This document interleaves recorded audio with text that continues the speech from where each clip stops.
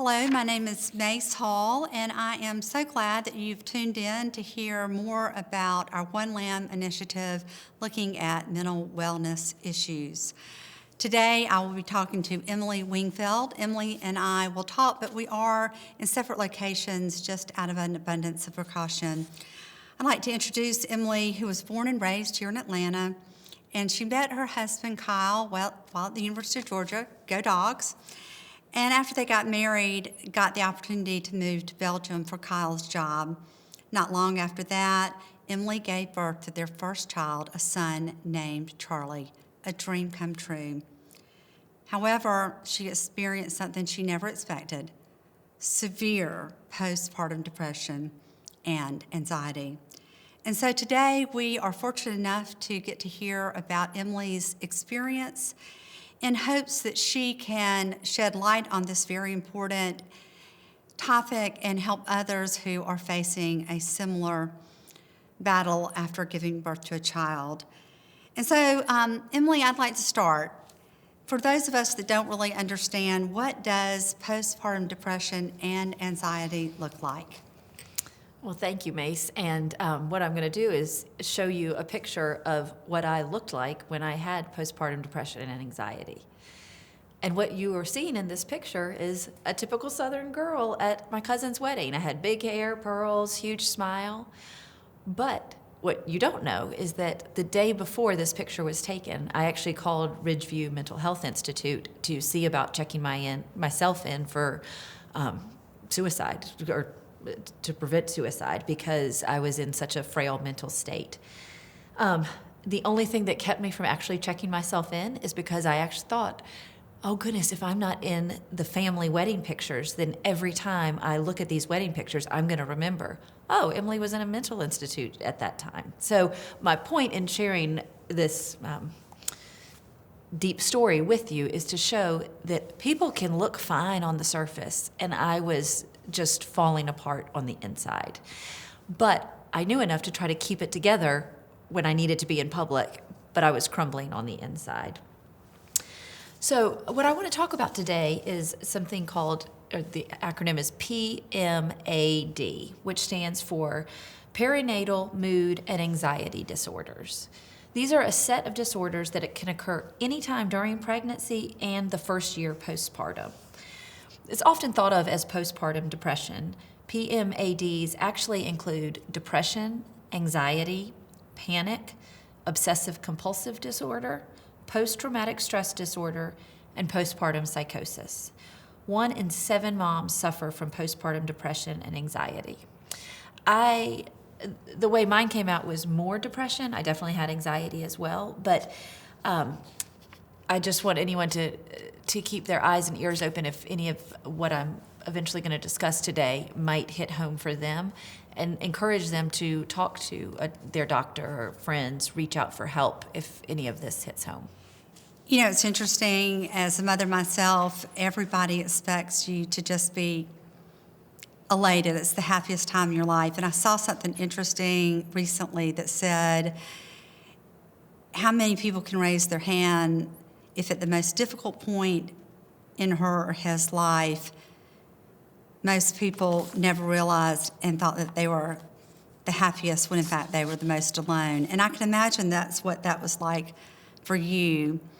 So when talking about this, are there some risk factors that you can help others know to look for after having a child, or after someone they loved has had a child, to be on the lookout for any signs of postpartum depression and anxiety? I wish I had known about these risk factors, because I think if I had, I would have said, oh gosh, with all these risk factors, I am probably at risk for this. But I don't even think I had even heard of postpartum depression or anxiety. Or if I had heard of it, I sure didn't actually know what it really meant. So some factors that could increase your chance for developing a perinatal mood anxiety disorder would be a personal or family history of depression, obsessive-compulsive disorder, anxiety or panic disorder, bipolar disorder, or any other emotional illness, including pregnancy or postpartum disorders. A history of severe premenstrual syndrome, an unplanned or unwanted pregnancy, thyroid disease or another chronic illness, a lack of support from friends or family surrounding the pregnancy, the birth, or those first months with a newborn, a high level of physical or emotional stress, a history of sexual, verbal, or physical or mental abuse, pregnancy complications, and or a traumatic delivery. I want to pause on that one to really say, to just be very aware that I think in this day and age, C-sections seem like they are the norm, but they are still an incredibly major surgery that happens on your body. And I don't think people give enough weight to just how intense that experience is for people. So just know if you think you're going to go in and maybe have a vaginal birth and then you have a sudden C-section, that can really be something to be aware of, that it's not just, oh, she had a C-section, that's totally normal. There's just a lot of things going on with what feels like a traumatic delivery compared to what you were thinking was going to happen. A history of infertility, chronic sleep deprivation, abrupt weaning from breastfeeding or trouble breastfeeding, and emotionally painful or stressful experiences around pregnancy or childbirth, such as infertility, previous miscarriages, having a special needs baby, your child having colic, or things like that. I do want to point out that every woman is at risk for a perinatal mood or anxiety disorder, regardless of age, race, or financial status. It's just something that happens to many women, and it can affect us all. In your experience, when I think about it, was there any education, or have you found out at post what you've been through that says these things in a doctor's office, whether it's your OBGYN's office or your main doctor's office? I mean, is there really good information out there for folks, and especially women, or are you kind of trying to find it out on your own? I think it depends on your doctors. I do know there has been more of a movement since I gave birth and experienced this with my child, who is now older, that interestingly, because often you don't go back to your OBGYN until the 6-week checkup. Well, my goodness, a lot can happen between birth and 6 weeks. So there's actually been a movement to try to educate pediatricians about this, because it's like the mother gives birth and then is kind of, her needs are put on the back burner for the needs of the child. And so you focus on taking the child to the pediatrician and, all the checkups that a child goes through. And then they say, oh yeah, mom, come back in 6 weeks and hope you're doing well in the meantime. So we really are encouraging pediatricians to become aware of this, because they have their eyes and ears on the mom, and to really help share that information. And I do think it's becoming more public that many, many women experience this. And it is my goal with this to share this information, and if you think you know somebody that's maybe going through this, put it out there. I don't think you're going to make them feel bad by just saying, wow, motherhood and being a mom to a newborn is so challenging. I've heard about this thing called postpartum depression or anxiety, and it would be interesting to see that the mother might say, oh my gosh, I've been feeling like that, but I just felt like I was bad or wrong, or I felt bad telling anyone that I wasn't that happy. So what are some of the symptoms that are very common for a woman who's going through this? What are some of the most common symptoms that some people may not see or may overlook as just totally normal? So the reality is that 60 to 80% of women do feel what most people would call the baby blues, which happens in the first 10 days or so of the postpartum period. You might feel down, overwhelmed, cry, have mood swings, but you don't feel this true depression or true anxiety. The baby blues are more a temporary feeling that doesn't really require intervention. The mother still understandably needs a lot of TLC during that time, but postpartum depression and anxiety really continue on past those first days. when my son was born, I knew how sad I was, but I kept thinking, well, everyone feels this. It must just be a lack of sleep. But if I had really looked at all the symptoms, I would have realized that I pretty much checked off every box. So some of the symptoms can include, I have to laugh, frequent crying by the mother, because we know the baby's going to be crying, sleep and appetite changes, feelings of loneliness, sadness, and helplessness, frequent mood swings, repetitive, sometimes scary thoughts that won't go away, anger, frustration, and irritability, difficulty bonding with the baby. I'm going to pause here. I never wanted to be with, not never, but I was happy to accept any help that would take my son away for a few hours, because that was part of my depression, is you're not a good enough mother, so somebody else can do it better than you. So that was something. Now, at the same time, I've had friends that had such obsessive anxiety or compulsive anxiety that they didn't want to let anyone touch the baby because they were so afraid that someone wouldn't do it right, to the point that they never slept, they never let themselves get any help. So it could be either end of the spectrum. Anxiety, panic, excessive worrying, feelings of being trapped, fear of being left alone with the baby, a sense of doom, a lack of interest in life, or feeling sluggish, fatigued, and exhausted, feeling overwhelmed, or feeling sped up or wired. That's where the anxiety really comes in. And thoughts of hurting yourself or those around you.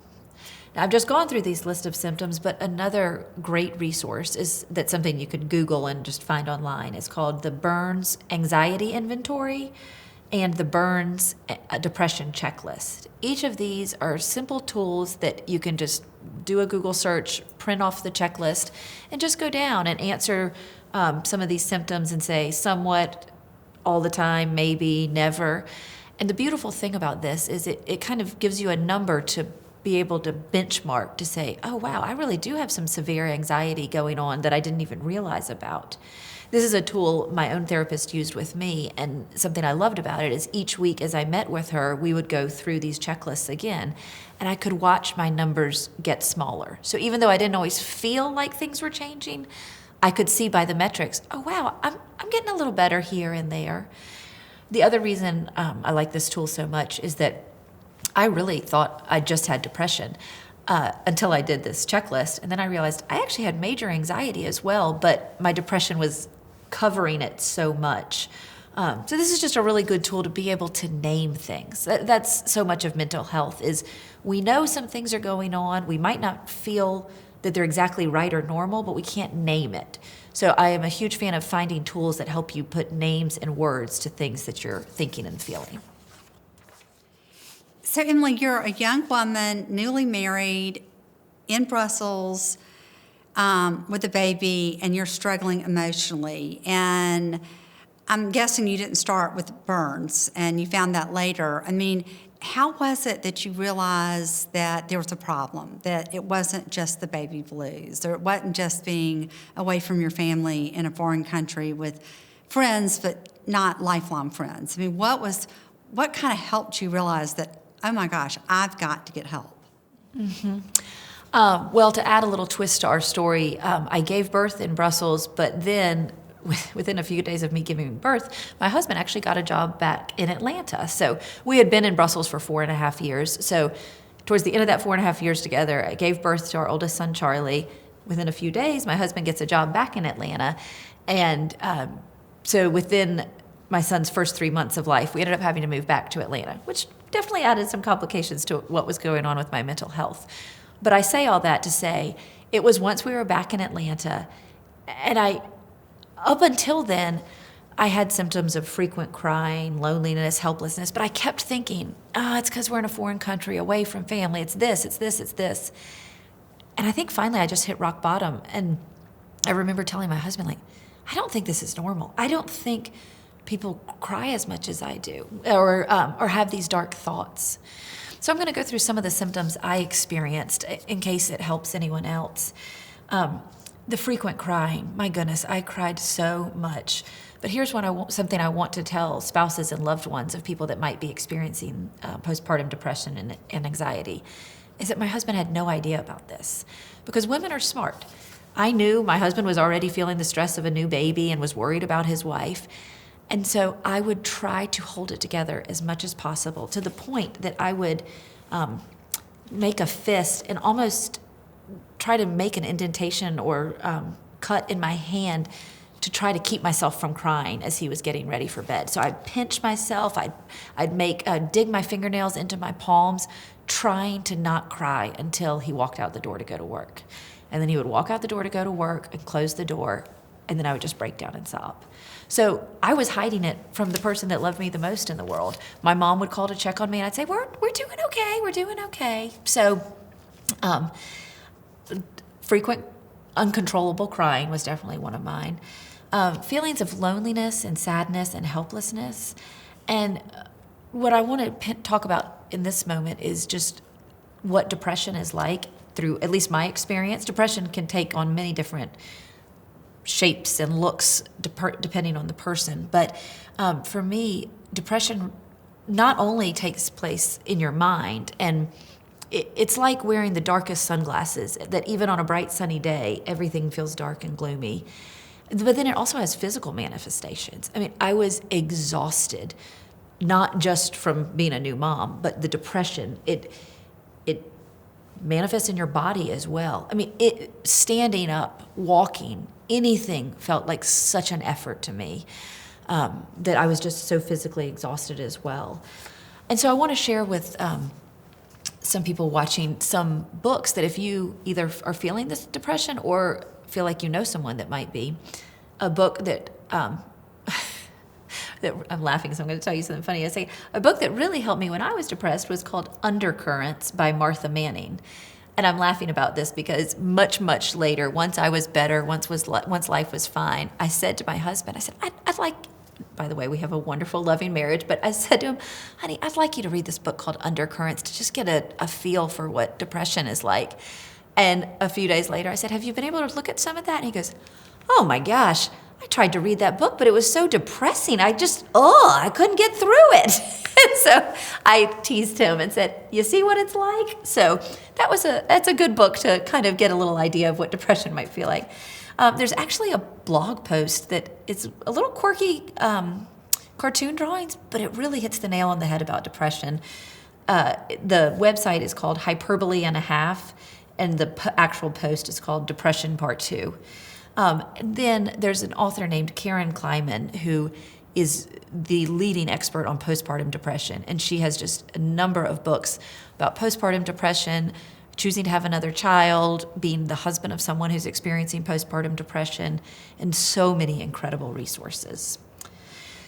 Along those lines, and I do kind of want to put in a little bit of a trigger warning that I'm also about to talk about suicide and self-harm, because that's a true aspect, but feel free to turn this off or fast forward if that's going to be triggering for anyone here.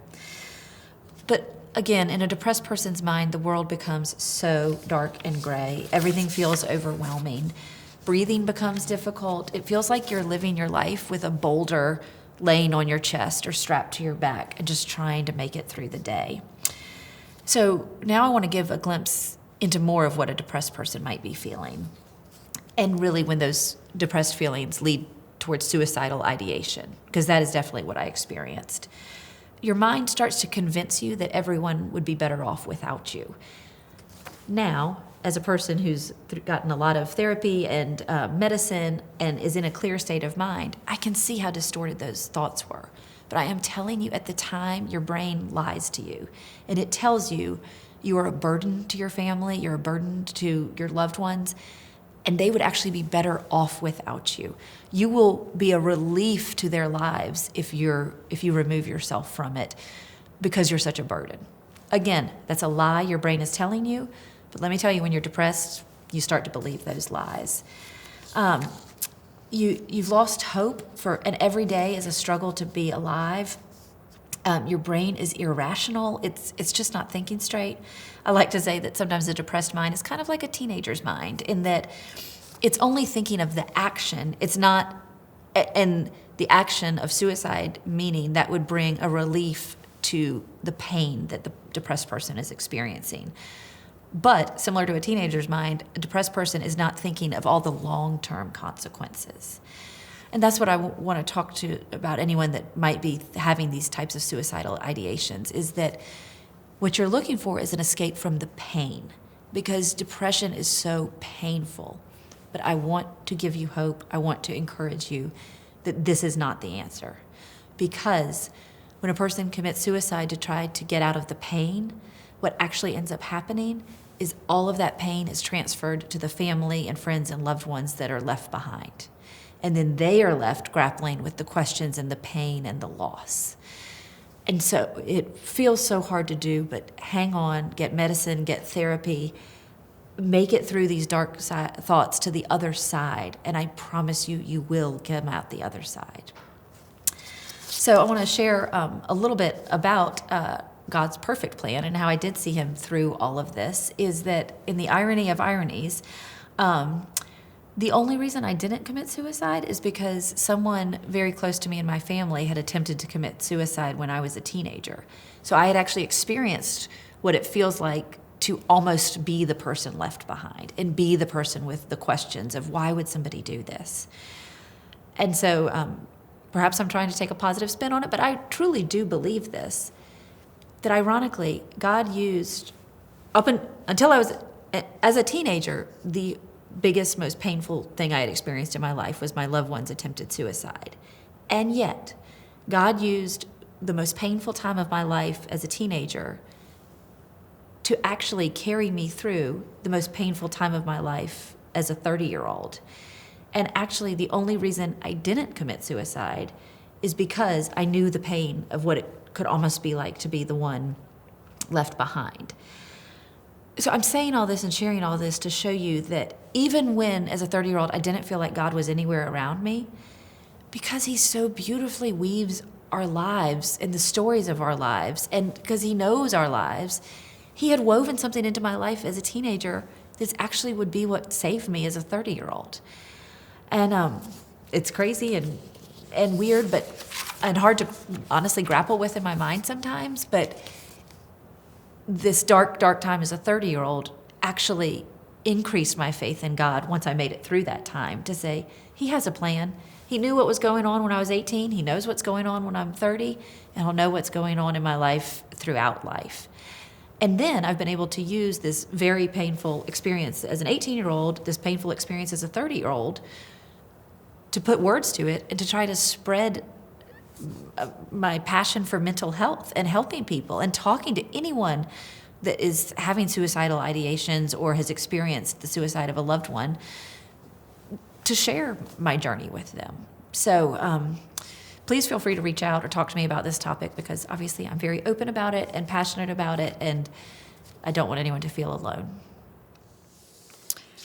Well, Emily, we are so appreciative of your openness, your humility, your humbleness, your vulnerability, because nothing you're talking about is easy. And for those of us who have dealt with anxiety and depression, whether it be due to the birth of a child or otherwise, can relate. But it's also really important that the larger community and our church community understands that mental wellness is just part of physical wellness. It's just part of our overall health, and we've got to have these difficult discussions. And so we're really thankful for you coming today and being so open and so honest, and I hope you understand how much we appreciate your time. So if you will close us, please.